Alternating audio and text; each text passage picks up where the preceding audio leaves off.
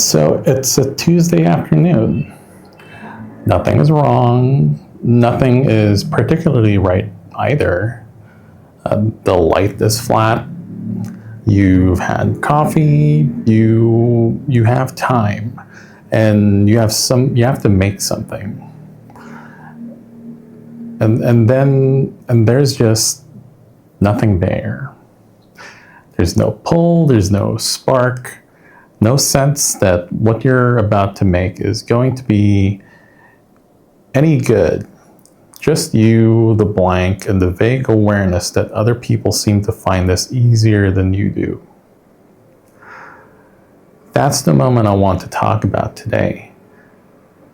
Not the dramatic creative crisis, not the burnout, just the ordinary, unglamorous Tuesday afternoon when nothing feels alive and you still have work to do.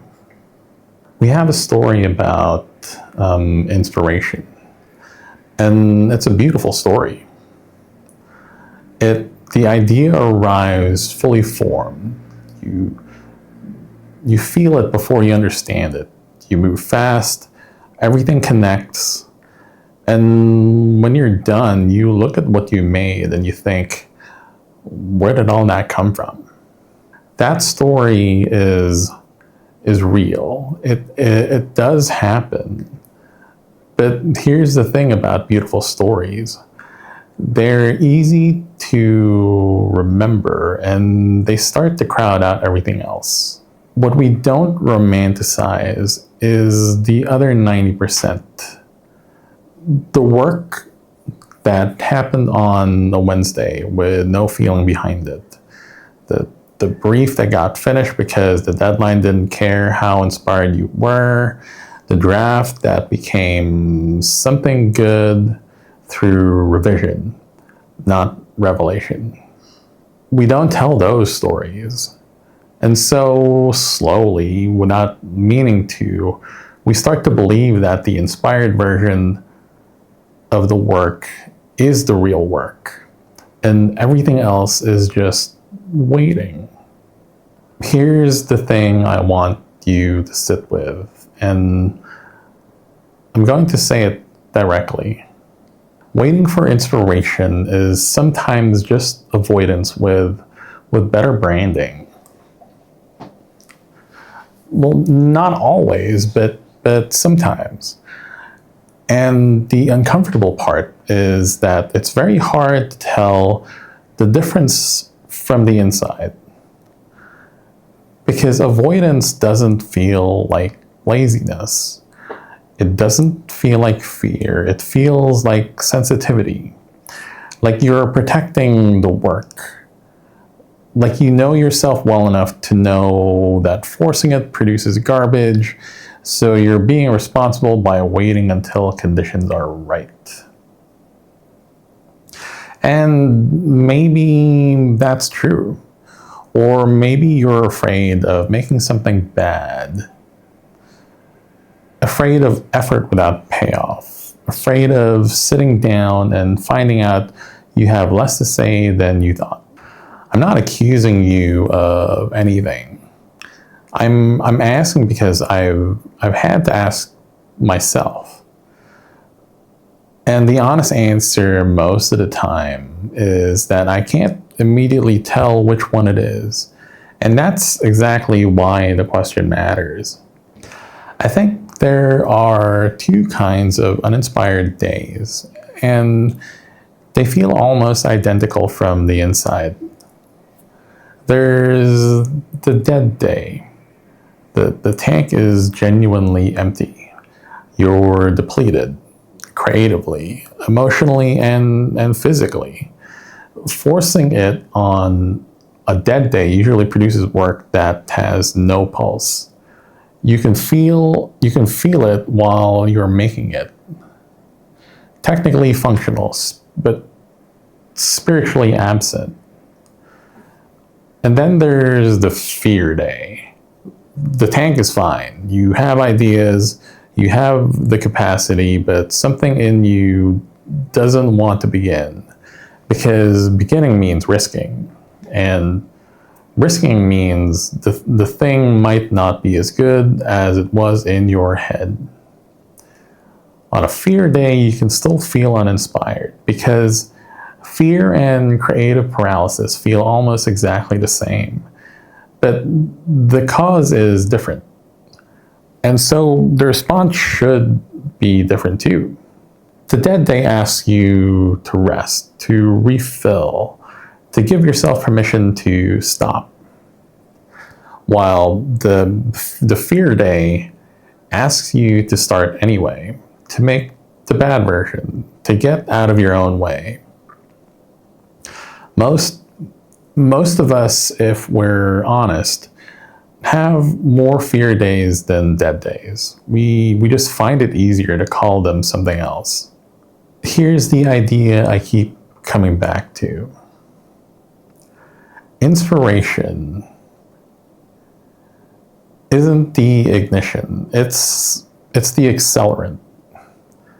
You still need to build the fire. Discipline, as in showing up, starting, continuing, that's the fire. Inspiration is what makes it burn faster and hotter when it arrives. But without the structure underneath, inspiration is just a feeling. It moves through you and leaves nothing behind. And this means something important about the uninspired work. It's not lesser work.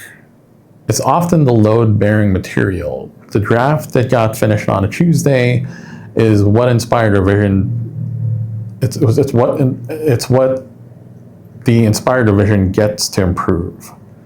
The rough cut that got made with no feeling behind it is what the edit gets to find the shape inside. You can't accelerate a fire that doesn't exist. There's one more thing I want to offer, and this is the part I find genuinely strange and interesting. What if the uninspired version of you is actually the more honest one? When you're inspired, you feel certain. The ideas feel right. The words come out fast, you trust yourself, but that feeling of rightness, is it accuracy or is it just momentum? It is inspired you making better decisions or just more confident ones. Uninspired you has to work without that feeling. Every choice is deliberate. Every line has to justify itself because you can't coast on the energy. There's an argument, and I'm not sure I fully believe it, but I can't dismiss it, that the work made in that state is structurally sounder, even when it feels worse in the making. I have things I've made on good days that I'm embarrassed by now. And I have things I made on flat, gray, nothing days that I'm quietly proud of. The feeling in the making and the quality of the made thing are not the same variable. So where does that leave us? Not with a system, not with a productivity hack, just with a question that I think is worth carrying. When was the last time you made something uninspired that you were glad that it existed later on? Almost everyone I've asked has an answer. A piece of work they didn't want to start, had no feeling for a while making, and they finished it anyway. And it turned out fine. Sometimes better than fine. The problem isn't the uninspired days. The problem is the story we tell about them. That they're proof something is wrong. That we should wait and the work won't count unless it felt like something. It counts. Even on a Tuesday, especially on a Tuesday. Now go make the thing. So if this landed, there's more where this came from. And if you've got the specific Tuesday afternoon story, I'd love to hear it. Please do share it in the comments. I'm always there. I'll always be reading. Let's have that conversation. Okay, that's it for now.